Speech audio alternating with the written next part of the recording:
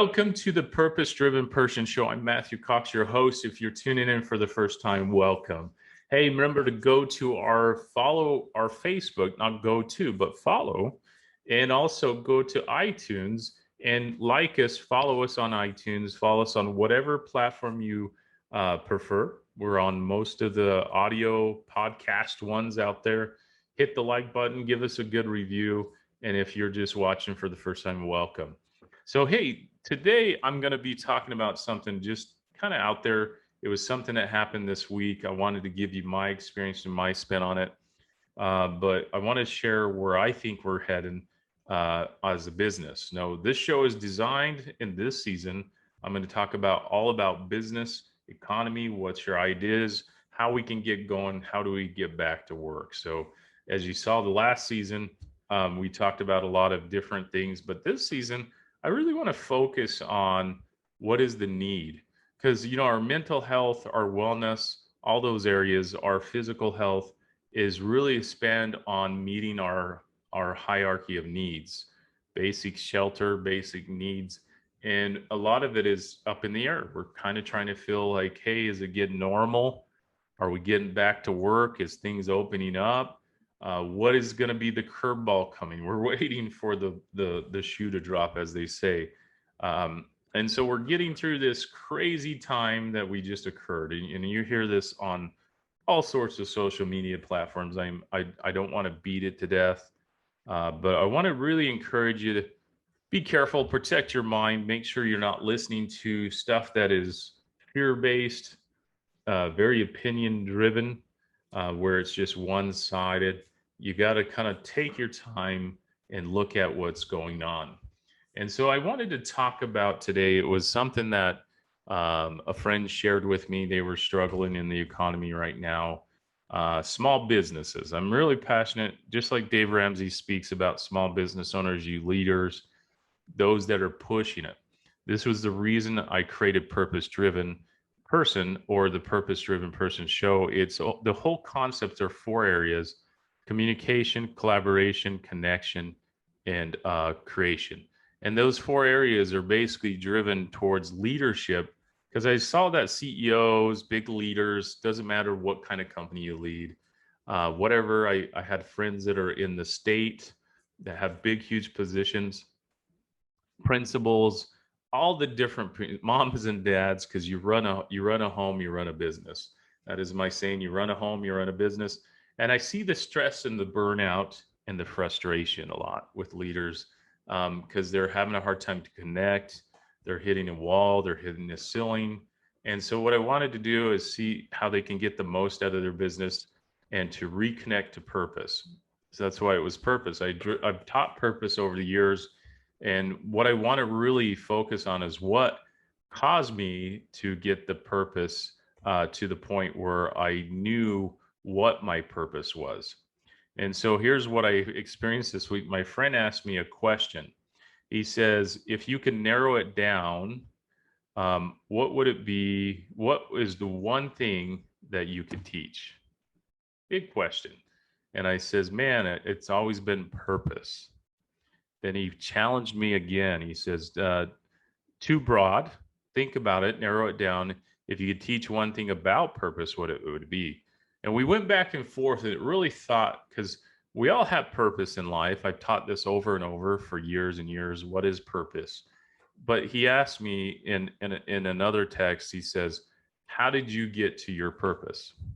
Well, it kind of stems back, and it was really interesting because it took a long time, because my purpose, it was developed over time and a lot of struggle and a lot of failure. If you remember, I've shared my story many times on here. I grew up in a small town. I came from a community that was very small, and we lost my father very early on in our lives. But I found out that I had some struggles personally, which was a learning disability, intellectual disability, which it causes my reading and writing to be less than what mainstream education would call it. So basically, to sum it up, I was illiterate growing up. I read and write at a 4th grade level, still struggle. doesn't go away. I've just learned to manage. I've learned to navigate. I've learned to use it and figure out my superpower beyond that elimination or limiting factor that I've struggled. So I had to recognize, and so we came up with these three things, and I want to share them with you because I thought they were pretty insightful. So when I finally figured out my superpower, I had to come up with the first one, which was I had to recognize it. I had to recognize and own that I was broken. I had to accept it.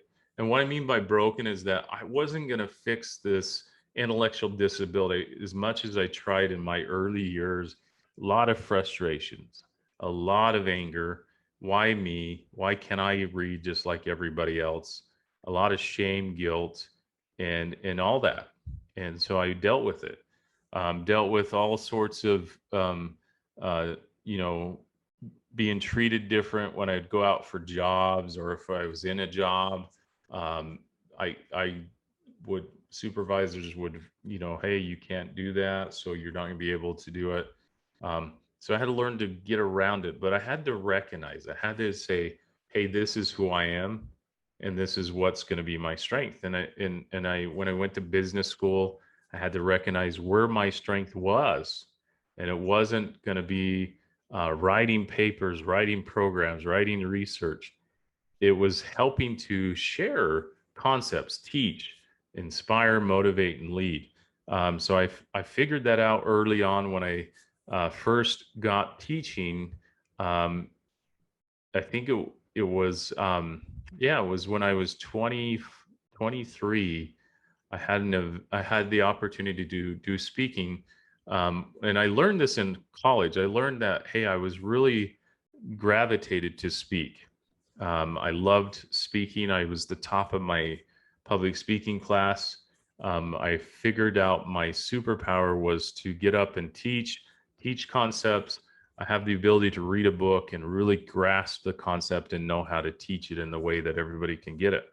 So I had to refocus, and that's number two on this. So first one is recognize, accept, refocus is number two. I had to refocus what my expectation of myself was and what the expectation of the world sees it.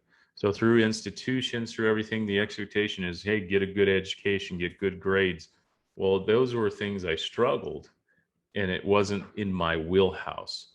But I refocused and said, hey, my gift is ideas, taking risk. I was a risk taker, so I would start up things. I would gather people together, say, hey, I have this idea, and I could get people to get motivating them to get to that next level. And then what I learned to do, even though in college I learned that, hey, this was my weakness, what the number three was, I surrounded the right people around me. So surrounding or reinforce. So I would take it and I'd say, hey, I'm really weak in mathematics. I'd find the smartest person in the classroom and we would become friends. I would say, hey, what can I do to help you? And it had to be a symbiotic relationship. It couldn't just be one way. And usually we'd end up helping each other. He had a class that he was weak at, and I had a class I was weak at, or she, and it ended up being a good trade-off that we both got our needs met, but it was also it became a friendship too throughout the college experience. So again, I wanted to repeat these because there's a reason I'm sharing this. It was interesting because when I was asked that, how does that apply to business? How does that apply to life? Well, you have to sometimes recognize, and I was having this conversation with a foster child that had been adopted, and he was struggling. And I says, you have to recognize what is the struggle, and the struggle is being accepted and asking why, right? And that was my struggle, just like his struggle was, why did they not love me? Why did they abandon me? And could I not read? Why can I not do everything everybody else can do when it comes to intellectual stuff, reading and writing? And so we have to connect we keep asking why instead of what. What can I do? What is my strength? what was the reason behind me being given up for adoption? And having the empathy or the insight and realizing coming to an understanding that there's a reason for everything. And Viktor Frankl, he wrote a book called Man's Search for Meaning. He says, you know, in adversity, if you can find meaning, it pushes you to that next level. And just like we experienced in this last year, what is the meaning behind? How do we look at it? Can we come back stronger and set up things even more if we recognize, yes, we were not prepared for this. Yes, there is a lot of improvement that needs to be made, and refocus as a community, as people, and come together, not apart. Don't let them tear you apart. We've worked so hard for so many decades to come together, and we don't need to be torn apart again. And so it's refocusing in a healthy way. It's also reinforcing why. So reinforcing because it's the greater good for our children. It's the greater good for everything that we have stand for and that we're continuing, because there's always going to be bad and good, right or wrong, but we have to decide, how do we get both understandings? How do we recognize, hey, yeah, that shouldn't have happened, but where do we stand? What side do we get on the bandwagon, or do we say, no, no, no, no, that's not what I'm going to teach my children kindness. I'm going to teach my children love, and I'm going to teach my children how to deal with adversity in a healthy way, not create a dialogue or a narrative that pulls people apart. And so that's where I went with this, because it was really interesting when he talked about purpose. Purpose is really a broad statement. What is your purpose? Because it might change as you get older. Could have been something different when you were younger. You didn't have purpose. And purpose is a very loose word that's used a lot to find your meaning in life and what you're good at, your passion. So purpose is passion. And how do you define passion? Passion is just something you get excited. What gets you out of bed every day when you hit the ground? Is it your family? You could be passionate about just being a mom or a dad. You could be passionate about being a bus driver because you love working with the kids. Passion and purpose doesn't equal money, guys. It's what drives you every day. People get that so confused because we're so corrupted in our heads with the social media, with the people with the fancy cars, the YouTubers. Get out of your YouTube. That is a life that only the one lucky percenters. It's like winning the lottery, and you got to understand that. So many people have these books. Oh, become this, become that, TikTok, this, that, and at the end of the day, time goes by and you've lost so much time to enjoy what you have in front of you. So I wanted to, that was just interesting. It happened this week. I wanted to share that. So the three things again is to recognize, focus, and to reinforce. Or you can even go recognize, focus, and surround. I always love proximity. Put good people around you that love you, believe in you, see your vision, and are okay that you're a human being. This is one thing I've learned. Those you surround, those that believe in you, even though when you have moments of weaknesses and you go into bad behavior sometimes, like say if you do things, they've truly got to care about you enough that they're going to tell you have a booger in your nose and your fly is down. Those are true friends. And I'll remind you this, and this is a friend that taught me this. I give him credit. Mr. Dean Nixon, thank you so much for being a good mentor. He doesn't feel it, but I learned a lot from him, and I'm grateful. But at the end of the day, he taught, hey, booger in your nose and fly down. It's hard when you teach those concepts, but it's hard when you humble yourself and believe in them. And that's one of my superpowers I really have been grateful for, that I've been blessed with, is that when I'm wrong, I might be stubborn, but if you come with me, if you come towards me with kindness, I self correct very quickly. And it's taken years, and I feel that that's the gift. I was telling this young man yesterday, I had to realize or refocus that my disability of learning disability is a gift. And it sounds weird if you're listening. Why would that be a gift, Matt? Well, it's a gift in a sense of keeping me humble, helping me to ask for help and realize I can't do everything. My superpower is different than somebody else's. I can't be everything. I think sometimes when people feel they have all gifts and they go into things, we call that a different word in my field, but not one person can do everything. Not one person is good at everything. Um, the way we're designed as human beings, we're really good at one thing. We're so good at some things, and we're not so good at a lot of things. And so, what is that one thing? What are the some things I'm good at? What can I delegate to elevate? Um, I'm a good parent, but I'm not good at everything as a parent. My wife is a great money manager. I'm a free spirit and I love to spend money. I don't look at money as, oh my gosh, I just know that it's there. I'm good if if everything's paid. Because I grew up in a way that I'm grateful for what I have because we didn't have a lot growing up. And so I'm pretty easy to be content with very little.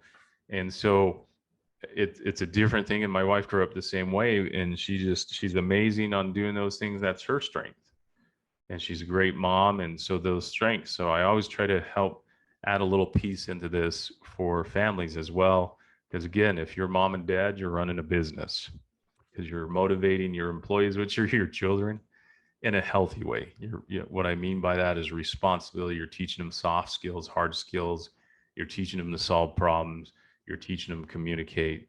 That's what I mean by that, because it's a really important. That's where they learn it. By the time they get into the workforce, uh, we're we're either trying to catch up as their employers if they didn't get taught that in the home, because that's where it's so important. Everything has a ripple, and so if that wasn't taught in the home, it's going to be hard to be taught in when they get into that age and get their first job.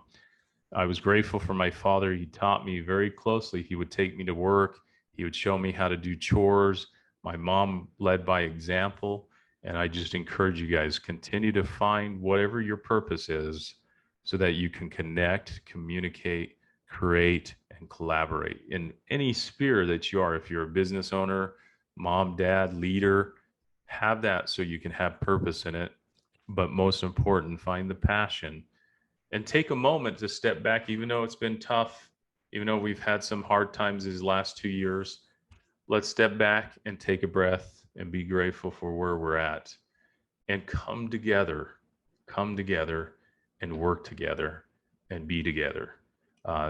This is what we need right now as a community, as a country, and as an individual is we need each other. We do not need to be divided. Take care. Hope you guys enjoyed the show. Like it, share it, go to iTunes, give us a review, and also just let us know how we can best serve you and topics you want to hear. So this was something I just got. It hit me hard during the week. I wanted to share it with you. I hope it moves you to the next level. Until next time, I'm Matthew Cox, your host, and you're listening to the Purpose Driven Person Show. See you later.